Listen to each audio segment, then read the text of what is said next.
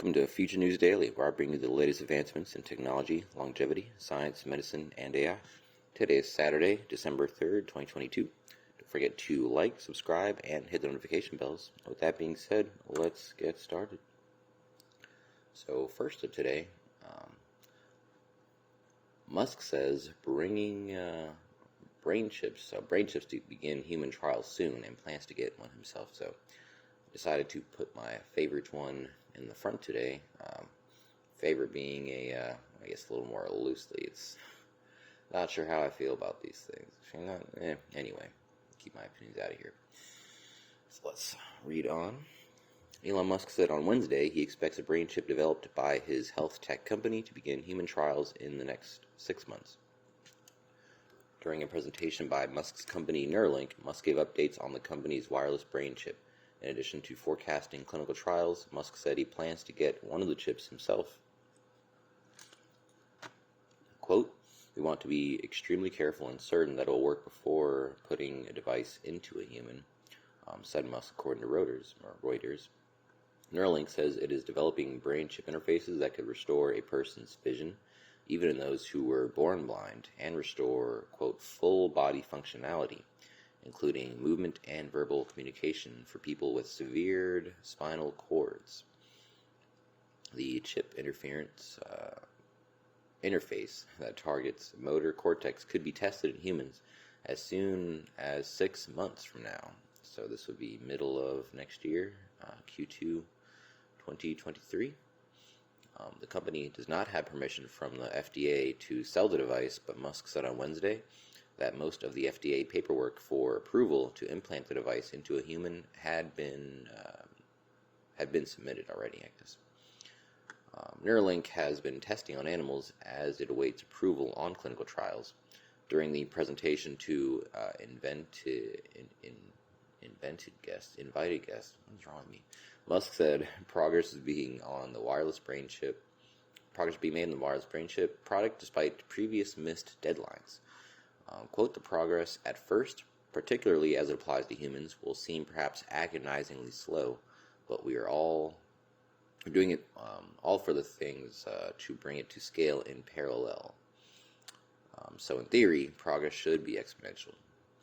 In theory. So I guess that's pretty much it for that one today. Chris, we're getting, I guess, little updates here and there. So expecting human trials to begin in 6 months is the biggest news here. So I guess we'll see, depending on the FDA. I guess it's hard to tell timelines with them, but anyway, I'm sure we'll get an update in not too distant future.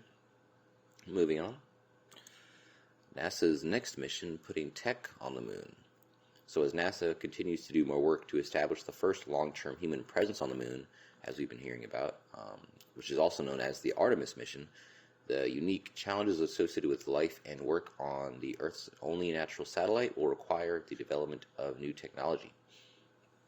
So, of course, as we already talked about, the new 3D-Printed company, they just awarded their $57.2 million contract we already talked about. The final deliverable of this contract will be humanity's first construction on another world, and that is going to be pretty special achievement, they've quoted. It continues down here. The Artemis missions are part of NASA's plan to collaborate with commercial and international partners and establish the first long-term presence on the moon. Moving forward, NASA will use what it has learned on and around the moon to take the next giant leap, which is sending the first astronauts to Mars.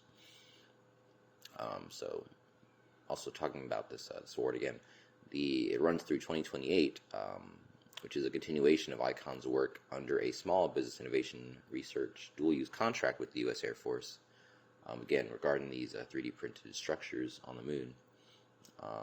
So I guess they'll be building up through 2028. That's when it should be launched, and then we'll, I guess, see how effective or how well things are going at that point. So the new award will support the development of the construction system, which is designed to use local resources. Yeah, so no information there. Ends with a quote. In order to explore other worlds, we need innovative and new technologies adapted to those environments and our exploration needs. Nikki Werkheiser, Director of Technology Maturation in NASA's Space Technology Mission Directorate, said in a press release. Pushing this development forward with our commercial partners will create the capabilities we need for future missions. So it sounds like, this is just the beginning of many future contracts that they're going to be awarding people in regards to whatever else they might need for this mission. I mean, the infrastructure is just step one, right? So just a guess. I'm sure we'll hear more about this as well, kind of scattered throughout these months or years as they get going. But anyway, next up we have smallest ever mobile life form created, opening the door to disease-curing micro-robots. So, very interesting. In Osaka, Japan, this comes from. So, scientists have created the smallest ever mobile life form, opening the door to curing diseases with cell-mimicking robots. Scientists in Japan inserted the tiny genome containing DNA an organism needs to survive and function into an empty cell. It also sheds fresh light on how cell motility arose during evolution. Walking, swimming, or flying can be tracked back to cellular movements. The stripped-down genome has been established with the help of a simple bacterium called spiroplasma. The Japanese team introduced 7 proteins to enable it to swim into a synthetic bacterium named SYN3. Through genetic engineering, SYN3 was designed and chemically synthesized to have the least DNA possible. This included the minimum essential genetic information required for growth from the smallest genomes of naturally occurring mycoplasma bacteria.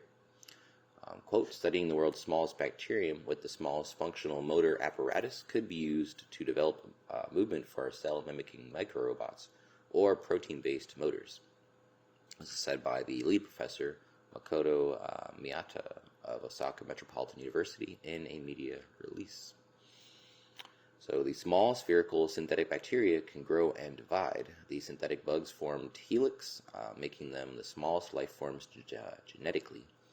Re-engineered, SYN3 changed from its normal spherical shape into a spiraling helix, of which they have a very,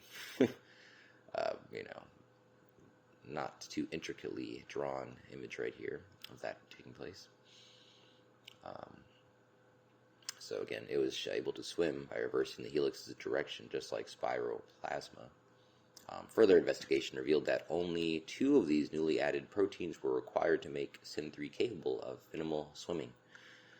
Quote, our swimming SYN3 can be said to be the smallest mobile life form with the ability to move on its own, says Miyata.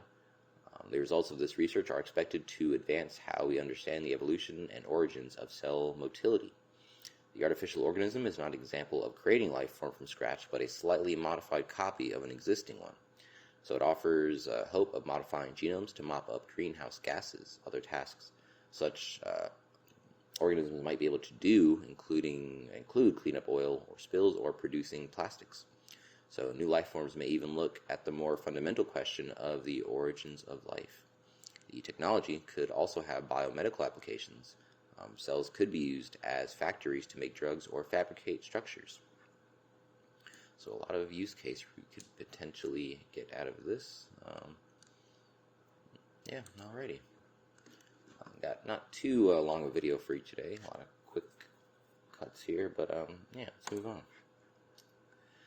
So this 3D printed house is the first to be made entirely from bio-based materials. And you guys know how many times I've been talking about these new potentially, maybe not synthetic, I guess organic if it's bio, but all these different materials that we'll be using for 3D printed houses that are not the traditional compounds. There's no way that obviously it's happening. Anyway. So it starts off. Maine doesn't have enough affordable housing or enough workers to build more, but it does have quite a bit of excess wood fiber from its substantial forestry industry. Seeking a solution to these problems, researchers with the University of Maine have taken the industry byproduct to create an experimental 3D printed house named BioHome 3D. They say it's entirely recyclable and bio-based. So the state's paper mills were once a reliable consumer of forestry industry's wood residues, according to Habib Daher, the executive director of the University of Maine's Advanced Structures and Composites Center, which created the 600 square foot prototype. But several of those mills have closed in recent years, leading to a glut of the material. Quote, there's a lot of that waste material now that is generated yearly in our state and in the region. We have over 1 million tons per year of waste wood residues that are all accessible to us and can create a lot of homes. So it's a lot of potential there, and the materials are already there, just sitting around, already processed. The walls, insulation, roof, and floors of the model 3D printed house are all made of wood fibers and plant-based resins, and were printed on what the university says is the world's largest polymer 3D printer. Although concrete is used for foundational posts driven into the ground, Daher Vision's subsequent iterations won't require any concrete, which is again what I've been saying. Quote, in future designs, these posts could be also bio-based. He also notes that his team used a fraction of the concrete that might be needed for a typical building foundation with the posts. Given Maine's blustery and chilly climate, Daher's team plans to use sensors to monitor the structure's hardiness as well as recycle it 5 times, which means that the materials will be put through a grinder, remade into a letter form, and used again in its 3D printing. The strength of the new printed materials will be tested to determine the longevity of their reused materials. The process is repeated 5 times to evaluate 5 recycling opportunities that may cover 500 to 1,000 years of reuse. Wow. Other sustainability questions, such as whether painted interior walls would still be recyclable, will be answered during subsequent tests. The team has not published any studies or articles on the project yet, but it's in the process of doing so. So if you feel like you've heard of other 3D printed houses made of natural materials, you're not wrong. Mario Cucinella Architects unveiled a 645 square foot structure whose shell is made entirely of local clay in the Italian city of Ravenna. Tekla, as the house is called, was among the world's first 3D printed homes.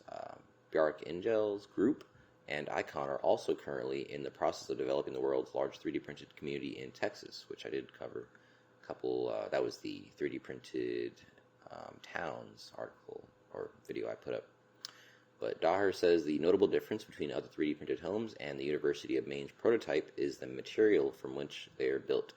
The Texas neighborhood under construction is being printed with lavacrete, a cement-based mix, and Tekla is made from clay, which, although natural, it's not bio-based, meaning that it comes from something that was once alive. Wood fibers, on the other hand, are bio-based because they come from trees. Part of the benefit of using bio-based materials is that it probably does not produce waste if it's demolished compared to some of the petrochemical materials that we use in construction. This is said by Benay Gersoy-Toykok, an assistant professor of architecture and director of the Fort Matt Lab at the Pennsylvania State University, who was not involved in the project. Additionally, as Daher explains, wood is a renewable resource, making the material all the more attractive. It ends with a quote here. 3D printing, this is not new, but the fact that they 3D printed a bio-based material in that scale, I want to highlight that is new. This is said by, again, Gersoy Toykok, who develops applications for mycelium, the root structure of the fungi as a bio-based building material. So I guess we're going to continue to see so many different, these are all really kind of experiments to see which 3D printed house works the best, is reliable and sustainable. So we're going to continue to see these experiments unfold with different types of materials, and it'll just be up to who makes the best house.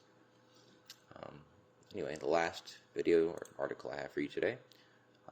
Pulsar Fusion's nuclear-powered space engine can bring humans out of the solar system. Gets UKSA funding. It's a pretty tall feat, but let's see. Let's read them and see what's going on.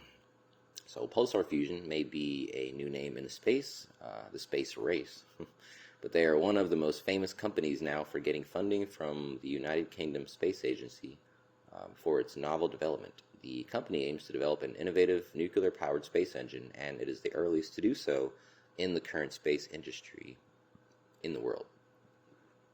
The goal is to center on a powerful space engine that can bring humans from the Earth to the outside of the solar system, one that would be achievable in people's lifetime. So the edge of the solar system awaits, and Pulsar Fusion, one of the first companies aiming to reach it with its development of a nuclear-powered space engine to bring humans there, according to Satellite Evolution. They were recently awarded funding regarding the development of its engine from the UK Space Agency. So, I don't know, probably don't have a concept or anything yet. Sounds like they just got awarded this. The company will then use these funds to further its development of the space venture, centering on the clean power source, which is also deemed as unstable. Pulsar will receive help from the University of Cambridge and Southampton to deliver this technology, one that could further the space industry to greater lengths. According to the release, Pulsar Fusion will harness the nuclear power for its space engines to bring, quote, hyperspeed rockets to the world soon, one that could help save time in reaching the end of the solar system in one lifetime. So I'm sure it would still be a small fraction of the speed of light. I don't know how fast they're expecting these things to go. The goal is to bring hyperspeed to its technology, centering on this massive development using a novel energy source to power it. Sending spacecraft to different parts of the universe or visiting other planets is not a new thing for humans nowadays, and different companies, researchers, or organizations already want to take it to the next level. SpaceX is one of the most prolific companies behind the space industry's next-level missions, one where it could take humanity to Mars and build a colony. The company wants to do this with its novel idea of stainless steel spacecraft called the Starship, one that has the capabilities to endure lengthy travel. However, what it uses are traditional rocket engines to bring it to orbit and endure the trip to Mars after it detaches from its first stage rocket, the Super Heavy booster. Other nations like the UK and China are already centering on nuclear-powered technology for space, with the latter designing a moon base using this untapped potential to further its operations on the lunar surface. This was also covered, again, about the Chinese using clean nuclear fusion to create their moon base and everything. I don't think they've gotten to that point yet. This is all, I guess, conjecture or what they hope to do. But a lot of people working on it. A lot of big money pools working on this tech. Anyway, let's read on. Modern technology and the massive advancements in space flights have led to significant possibilities regarding interstellar travel, with Pulsar Fusion on its way to developing this nuclear-powered space engine. It can bring humans outside of the solar system in their lifetime, using its power to go to further lengths than humans can imagine. So, very conceptual still at this point, of course, as with, I guess, a couple of these articles, that being also the Neuralink and the putting tech on the moon and everything. So, anyway, I guess a lot of stuff to look forward to more than anything. That is the last one I have for you today. Don't forget this video is for educational purposes only. I will never recommend any investments, solicit your time or money, attempt to contact you on any other platform, or own any rights to the information within this content. With that being said, thanks for tuning in, and I will see you in the next one.